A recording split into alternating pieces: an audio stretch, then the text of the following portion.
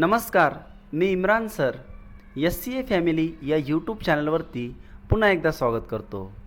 Last पार्टमध्ये आपण Sophie कशा प्रकारे अयशस्वी होत आहे ते बघितलं होतं.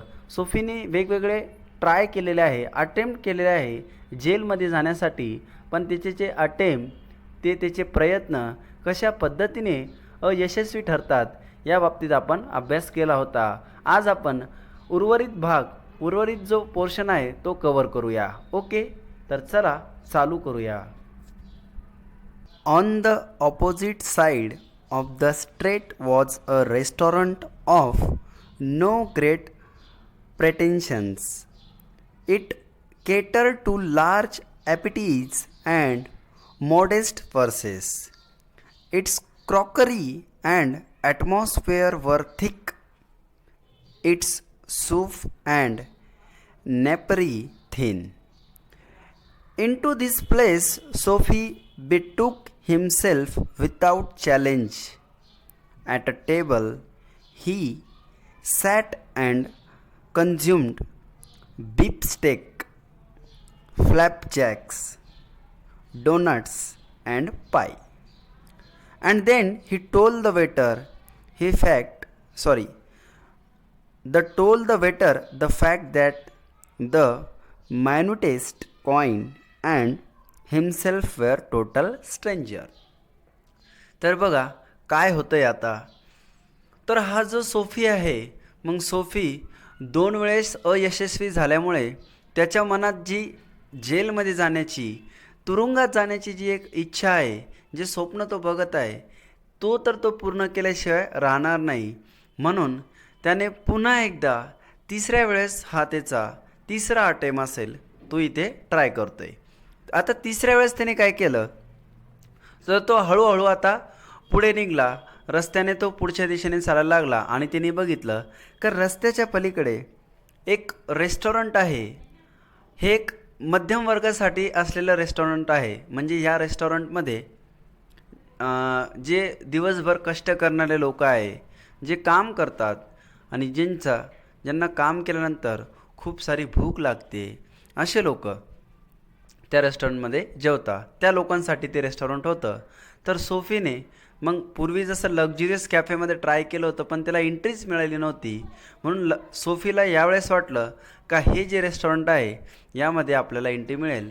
म्हणून तो डायरेक्टली त्या रेस्टॉरंट्समध्ये जातो. त्यानंतर तिथे पाहिजे ते पोटभर खातो.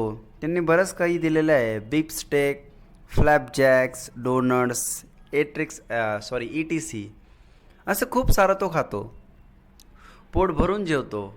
आणि जेवण झाल्यानंतर तो वेटरला त्याच्याकडे जी त्याची कहाणी आहे, म्हणजे जो त्याच्याकडे पैसा नाही आहे, तो ते लक्झरियस कॅफेमध्ये तो सांगणार होता वेटरला का मग तू पोलिसांना कॉल कर, हे जे आपण पार्ट 1मध्ये बघितलं होतं. तर या पद्धतीची कहाणी तो त्या वेटरला सांगतो. मग आता होतं काय, कारण त्याच्या मनात काय असतं का आपण आता जेवलो तर वेटर आपल्याला काय करेल, पैसे न दिल्यामुळे पोलिसांच्या हवाली करेल आणि मग आपल्याला प्रिझनमध्ये, जेलमध्ये जाता येईल. हे त्याचं कुठं ना कुठं स्वप्न असतं आणि त्याला असं वाटतं आपण असं केल्याने हे पूर्ण होईल. पण त्याचं हे स्वप्न इथे तरी पूर्ण होतं का ते आपण आता बघूया. पेज नंबर 29वरचा शेवटचा स्टांजा, शेवटचा पॅरेग्राफ मी रीड करत आहे, व्यवस्थित लक्ष असू द्या. Now get busy and call a cop, said Sophie, and don't keep a gentleman waiting. आणि हा जो सोफी आहे त्या वेटरला काय म्हणतोय, तर आता कसली वाट बघू नको, माझ्या तोंडाकडे बघू नको. त्यांनी जी कंडिशन, पूर्ण जी सिच्युएशन त्यांनी सांगितली का माझ्याकडे पैसे नाही वगैरे वगैरे यासारख्या गोष्टी सांगितल्यानंतर सोफी त्या वेटरला काय म्हणतोय का आता माझं तोंड बघत म्हणे, आता तू लगेचच पोलिसांना कॉल कर आणि त्यांना मला अरेस्ट करायला सांग, असं सोफी त्या वेटरला सांगतो. पुढे काय होतं बघा. Now no cop for you, said the waiter with a voice like butter cakes and an eye like the cherry in the Manhattan cocktail. हे कौन.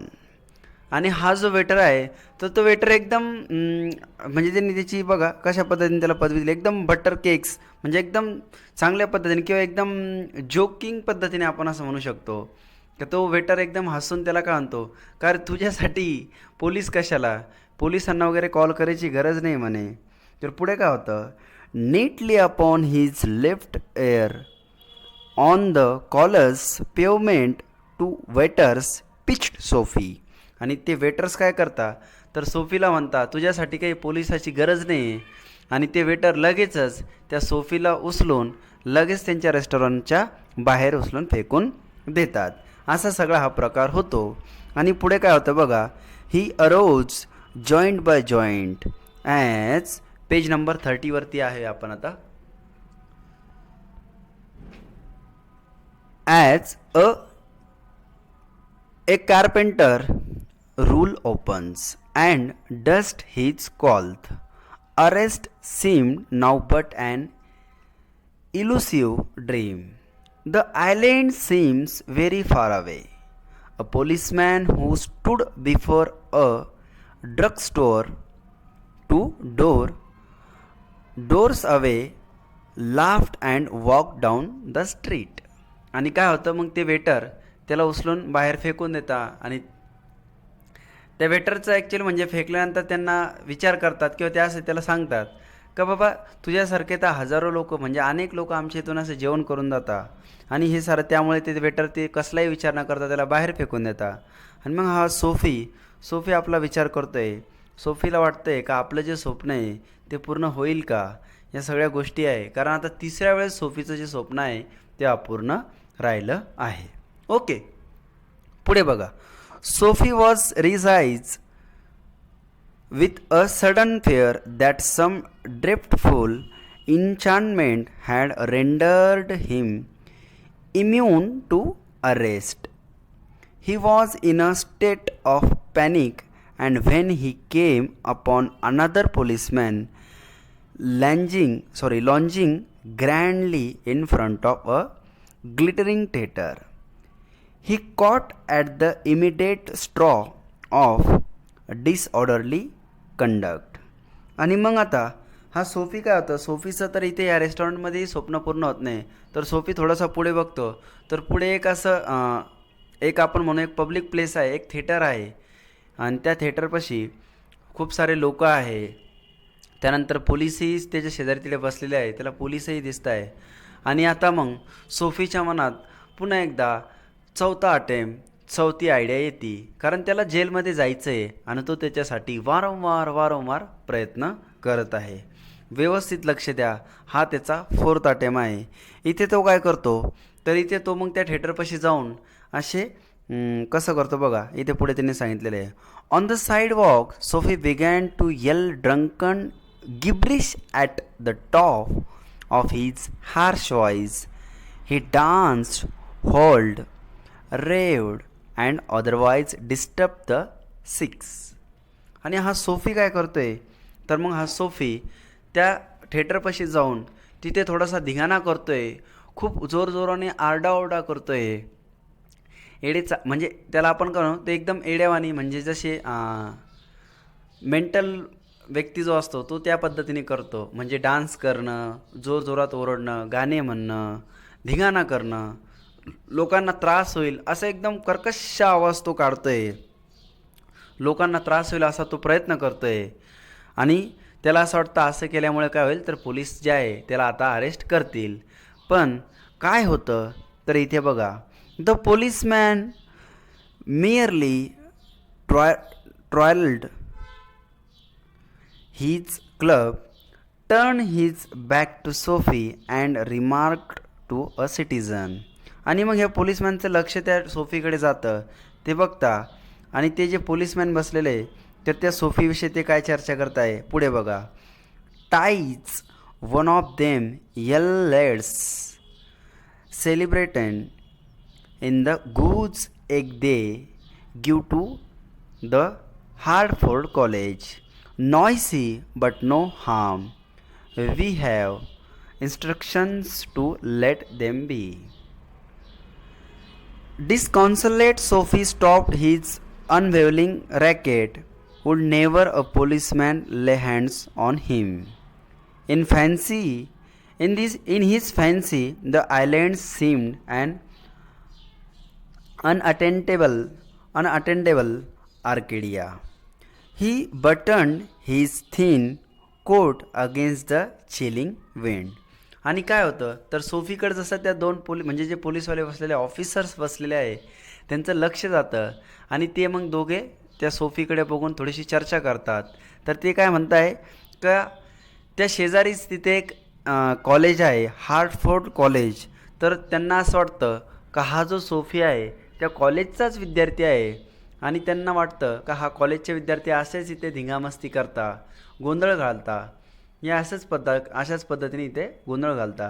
तर हे जे कॉलेजचे विद्यार्थी आहे हे नॉईसी आहे म्हणजे यांच्यापासून हे धिंगाणा करता पण हे यांच्यापासून कोणाला त्रास होत नाही. आणि आपल्याला असे इन्स्ट्रक्शन पण मिळाले आहे का यांना कुठल्याही प्रकारचं म्हणजे अरेस्ट वगैरे करायचं नाही. असे ते पोलीसवाले त्यांच्या गप्पा मारता म्हणजे बोलता डिस्कशन करता आणि सोफीला इग्नोर करता. मग सोफीला म्हणजे त्यांना काही फरक पडत नाही आपण असं म्हणू. तर मग सोफी हे सर्व गोष्टी बघतो आणि मग सोफी काय विचार करतो बघा. Ties one of them yell let's celebration sorry Sophie बघा पुढे सोफी काय म्हणतोय disconsolate Sophie stopped his unveiling racket. आणि मग सोफी जे म्हणजे जो पण प्रकार करत होता जो धिंगाणा आवाज करत होता तर सोफीला असं समजून येतं का पोलिसांना त्या केल्यामुळे कुठल्याही प्रकारचा फरक पडत नाही आहे आणि सोफी त्याचं जे काम होतं जो धिंगामस्ती करत होता ते त्याचं बंद करून टाकतो. Would never a policeman lay hands on him in his fancy the islands and unattainable Arcadia. He button his thin coat against the chilling wind. आणि काय होतं मग हा सोफी तर त्याचं जे धिंगामस्ती करतं तो बंद करून टाकतो. त्याला लक्षात येतं का पोलीसवाल्यांना याचा काही फरक पडत नाही आणि मग पोलीसवाले त्यांना काही अरेस्ट करत नाही. आणि अशा प्रकारे चौथ्या वेळेस त्याचं काय होतं तर हे जे जेलमध्ये जाण्याचं जे स्वप्न आहे ते स्वप्नच राहून जातं. ओके मग आता पुढे बघा काय होतंय. पुढे सोफी आता काय करतोय त्याचा यानंतरचं पाऊल तो काय उचलतोय. In a cigar store, he saw a well-dressed man lighting a cigar at the swinging light. He had set his silk umbrella by the door on entering. Sophie stepped inside, grabbed the umbrella and sauntered off with his slowly. The man at the cigar light followed hastily. आणि मग बघा तर काय करतो मग Sophie ते त्याचा प्रकार बंद करून परत निराशेने थोडंसं पुढे जातो आणि म्हणजे चालायला लागतो सुरुवात करतो. तर तो एक बघतो का एक व्यक्ती समोर एका स्टोअरमध्ये सिगार स्टोअरमध्ये त्याची सिगार पेटवताना म्हणजे सिगार पेटवत आहे आणि तो खूप एकदम वेल ड्रेस्ड आहे चांगला म्हणजे एक रिच पर्सन आहे असं आपण म्हणू शकतो. तर तो एक वेल ड्रेस्ड व्यक्ती एक पर्सन सिगारला पेटवत आहे आणि त्याने जस्ट त्या स्टोअरच्या डोअरपाशी काय केलं दरवाजापाशी एक सिल्की अम्ब्रेला एक छत्री तिथे ठेवली आणि तो दुकानात एंटर झाला. मग सोफिया बघतो लगेच सोफीच्या मनात पुन्हा एकदा आयडिया येते. बघा हा बाबा किती याला इच्छा आहे का हा जेलमध्ये गेला पाहिजे. हा किती ट्राय करतोय. तुम्ही जर व्यवस्थित लक्ष दिलं असेल पार्ट 1 जर तुम्ही कंटिन्यू हा व्हिडिओ बघत असेल हा लेसन जर आपल्या व्हिडिओमार्फत तुम्ही जर स्टडी करत असेल तर तुम्हाला लक्षात येईल का फर्स्ट वेळेस त्याने एका लक्झुरियस कॅफेमध्ये ट्राय केलं तिथे तो फेल झाला. सेकंड वेळेस त्याने काय केलं तर सेकंड वेळेस तो एका लाईट म्हणजे ग्लासची जी दुकानं आहे म्हणजे लाईट ग्लासची इलेक्ट्रिक शॉप जे आहे तर त्याचे मोठा जो ग्लास होता तोच त्याने फोडला बिचाऱ्याने पण तरीसुद्धा काही त्याला पोलिसाने आतमध्ये म्हणजे अरेस्ट केलं नाही. तिसऱ्या वेळेस बिचारा नाराज होऊन एका गरीबाच्या म्हणजे गरीब मध्यम वर्गांच्या लोकांच्या रेस्टॉरंटमध्ये जातो आहे तिथेही तो पोटभर खातो आहे आपण तरीसुद्धा त्याचं नशीब इतकं खराब आहे किंवा आपण म्हणू इतकं चांगलं आहे का तरीसुद्धा त्याला ते पोलीसवाल्यांपाशी पाठवत नाही त्याला उचलून बाहेर फेकून देते आणि पैसेही घेत नाही. आता हा चौथ्या वेळेस तर मग याने चौथ्या वेळेस काय केलं तर चौथ्या वेळेस हा एका थिएटरपाशी डान्स करतोय आरडाओरडा करतोय तिथे पोलीसही आहे पण पोलीस असूनसुद्धा पोलिसांना वाटतं हा कॉलेजचा स्टुडंट आहे आणि म्हणून ते त्याला इग्नोर करून टाकता आणि अरेस्टही करत नाही. आता हा तरीसुद्धा थांबत नाही आहे, तर हा 5व्या वेळेस अटेम्प्ट करायचा प्रयत्न करतो आहे. आता 5व्या वेळेस बघा याने काय केलं, तर एक व्यक्ती आहे, त्या व्यक्तीला त्यांनी सिगरेट पेटवताना बघितलं. सिगरेटच्या दुकान म्हणजे एक स्टोअरमध्ये घुसला आणि त्यांनी जस्ट त्या दुकानाच्या डोअरपाशी त्याची एक सिल्क अम्ब्रेला, त्याची छत्री आहे ती ठेवली आणि तो आतमध्ये गेला. आता हा सोफी मग काय म्हणतो का त्याची आपण ती छत्री हिसकून घेऊ, त्याला ती छत्री म्हणजे त्याच्यासोबत त्या छत्रीवरून भांडण करू, असं त्याच्या डोक्यात प्लॅन होतो. आणि आता असं करतोय. हा काय करतो, त्या दुकानापाशी जातो. दुकानापाशी जाऊन काय करतो, तर ती अम्ब्रेला घेतो आणि हातात घेऊन काय म्हणतो बघा, त्या वेल ड्रेस पर्सनला, त्या व्यक्तीला काय म्हणतो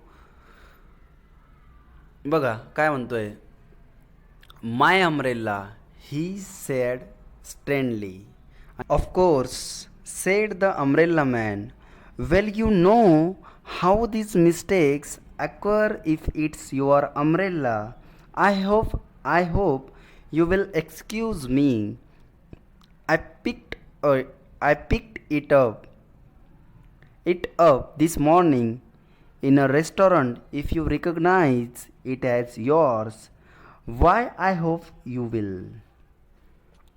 Of course, बघा पेज नंबर 30वरती आहे आपण आता, 31वरती sorry. Of course it is mine said Soapy savagely. आणि काय होतं बघा, हे खूप व्यवस्थित लक्ष द्या. तर हा जो अम्ब्रेला मॅन आहे, तर अम्ब्रेला मॅन त्याला काय म्हणतो, तुझी जर अम्ब्रेला ही जर तुझी छत्री आहे तर तू घेऊन टाक, कशाला इतकं भांडण करतोय, कशाला पोलीसमॅनला वगैरे कॉप वगैरेला बोलायची गरज पडतोय. तशी पण ही जी छत्री आहे तर ती माझी नाही म्हणे, ही बाय मिस्टेकली सकाळी मला एका रेस्टॉरंटमध्ये ती मिळाली होती. जर ही छत्री तुझी आहे तर तू घेऊन टाक, कशाला पोलिसांपर्यंत जातोय. म्हणजे बघा इथे सुद्धा सोफीचं जे स्वप्न आहे तर ते स्वप्नच राहून जातं आणि हा खूप असा निराश होऊन जातो. सोफीचं इथे पुन्हा एकदा स्वप्न तुटून जातं. ओके, पुढे बघा. The x umbrella man retreated. The policeman hurried to assist a tall blonde in an opera cloak across the street in front of a straight car that was approaching 2 blocks away. Sophie walked eastward through a street damaged in by improvements. तर आपण बघा इथे काय होतंय, तर हा जो एक अम्ब्रेला मॅन आहे तर मग तो काय करतो, हा जो त्याची छत्री आहे तर तो छत्री सोफीला देऊन टाकतो, ही तुझी छत्री. आणि पोलिसां वगैरे पण ते काय करता, मग तिथे जाण्याची गरज पडत नाही आणि तो वाद तिथेच संपून जातो. मग पुढे काय होतं, तर हा जो सोफी आहे तर सोफी काय करतो, ईस्टवर्डकडे जाण्यासाठी निघतो. आणि मग काय होतं, Sophie walked eastward through a street damaged by improvements. He hurled the umbrella angrily into the excavation. He muttered against the men who wore helmets and carry clubs because they wanted to fall into their clutches. They seemed to regard him as a king who could do nothing wrong. आणि मग हा Sophie काय करतो, तर त्या सगळ्या निराशाने त्याचं जो मनात त्याचं स्वप्न तुटतं पुन्हा एकदा, तर तो त्या निराशाने ईस्टवर्डकडे जायला लागतो. आता ईस्टवर्डकडे जसा जातोय तर तिथे बघा आता पूर्ण एकदम अशा तो कशा एरियात चाललेला आहे, कसा परिसर आहे त्या बाबतीत आपल्याला पुढे सांगितलेलं आहे. तो जो जिथे आहे बघा. At length Soapy reached one of the avenues to the east where the glittered and turmoil was but faint. He dragged himself toward Madison Square for the homing instinct survives even when the home is park bench.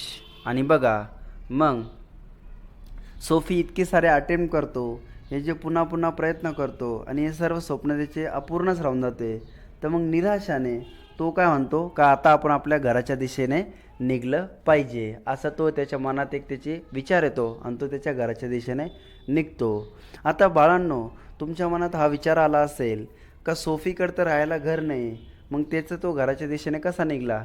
तर बाळांनो बघा, तो जरी तिथे ज्या म्हणजे फुटपाथवरती राहतो, त्याच्याकडे घर नाही आहे, तो ज्या बेंचवरती राहतो,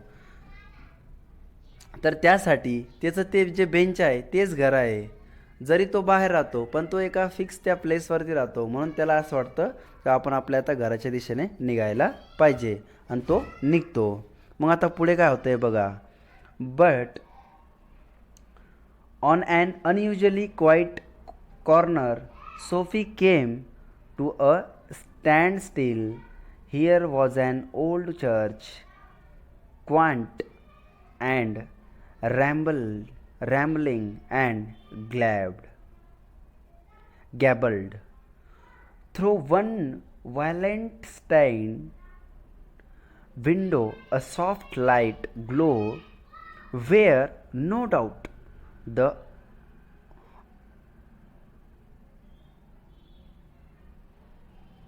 no doubt the organist loitered over the keys, making sure of his mastery of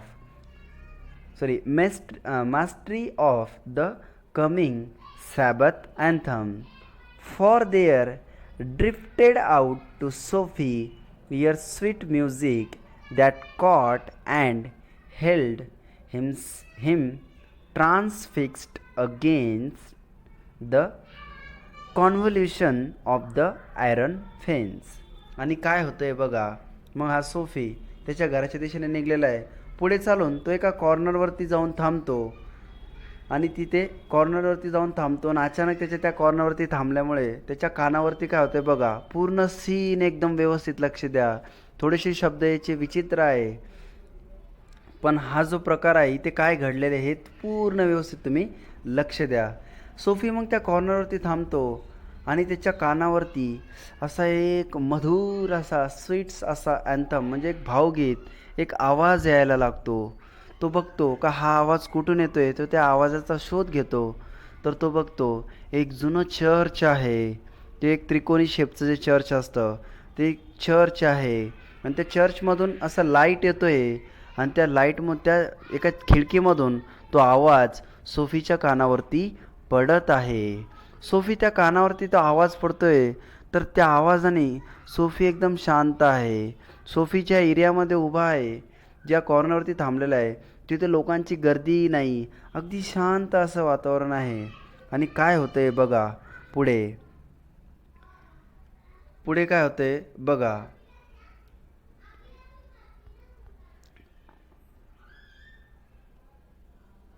The moon was above, full and radiant. Vehicles and pedestrians were few. Sparrows twittered sleepily in the eaves, or a little while the scene might have been a country churchyard. And the anthem that organist played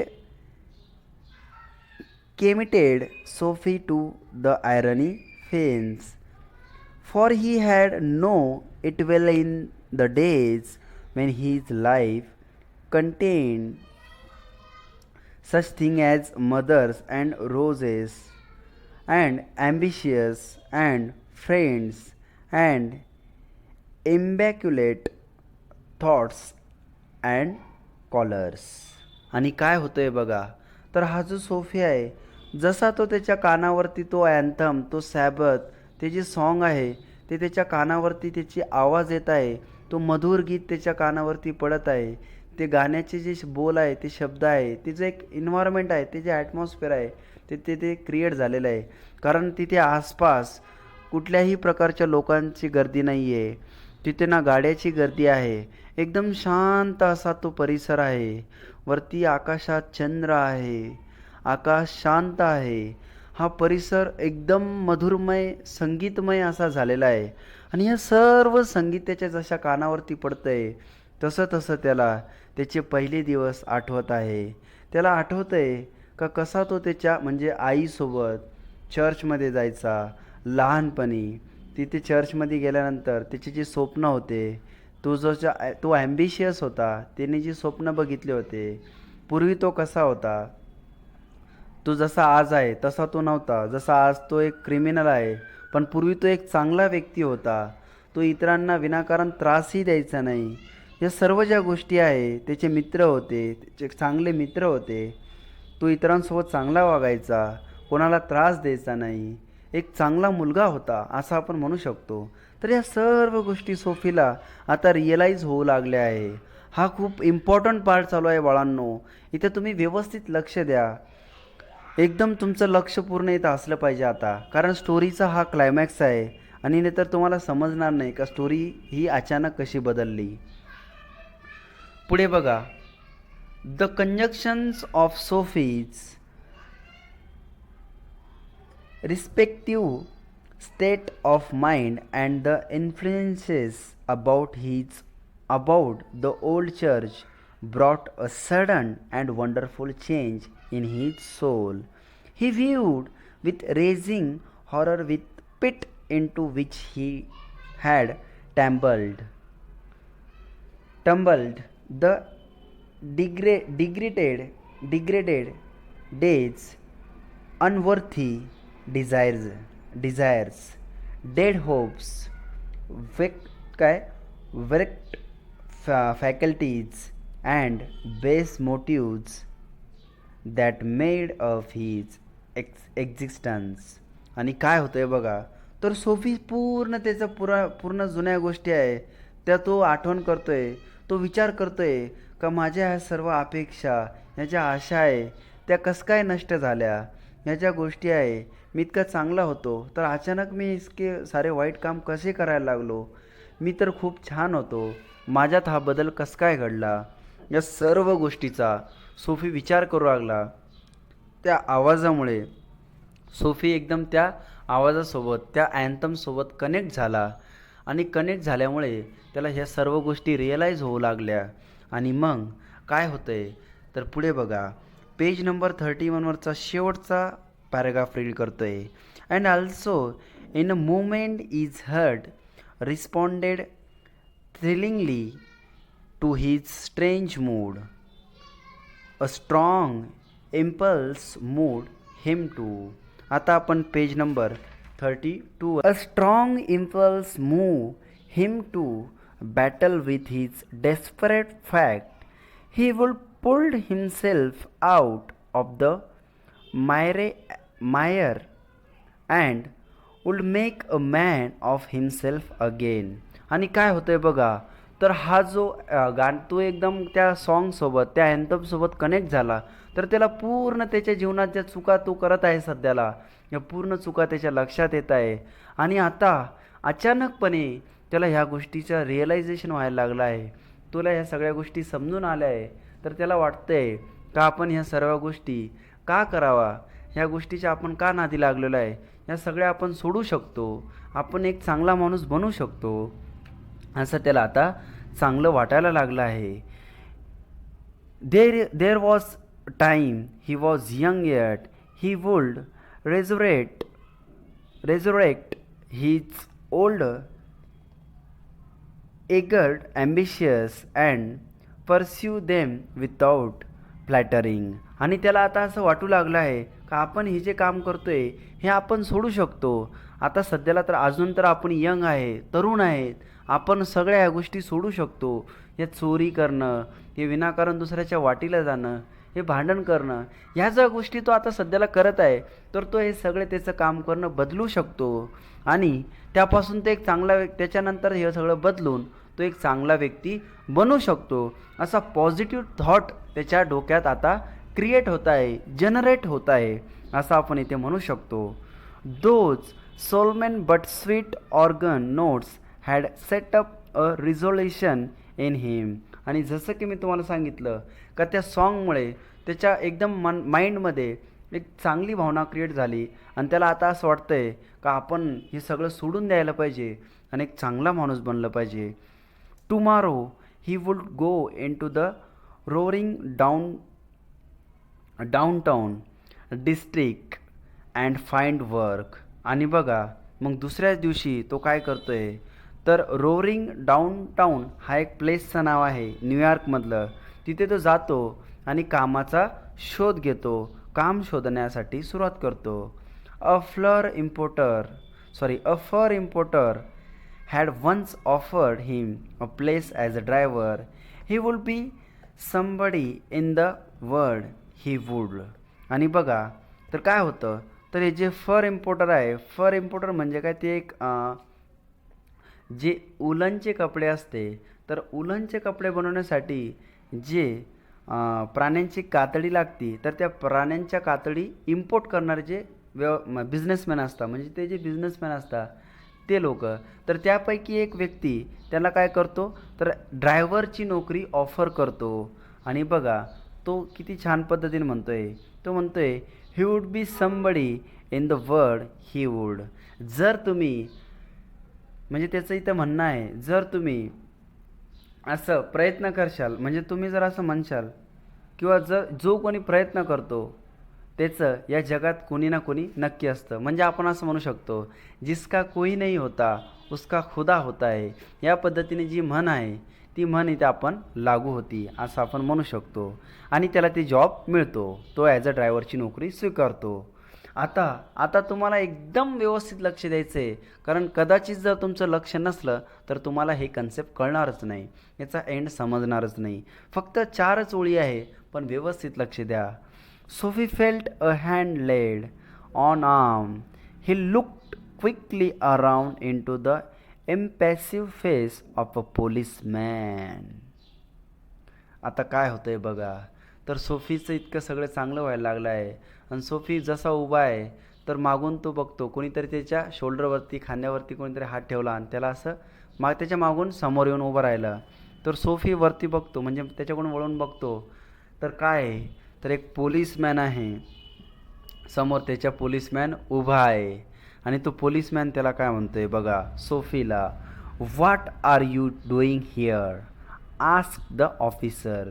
आणि तो officer सोफीला काय म्हणतोय, तू इथं काय करतोय, असा प्रश्न तो ऑफिसर सोफीला करतोय. तर सोफी प्रतिउत्तरात त्या ऑफिसरला काय म्हणतोय, नथिंग सेड सोफी. सोफी कसं म्हणतोय, काही नाही, मी काही नाही, सहज, म्हणजे आपण ज्या पद्धतीने असं रिप्लाय करतो त्या पद्धतीने सोफी काही नाही असं त्या ऑफिसरला उत्तर देतो.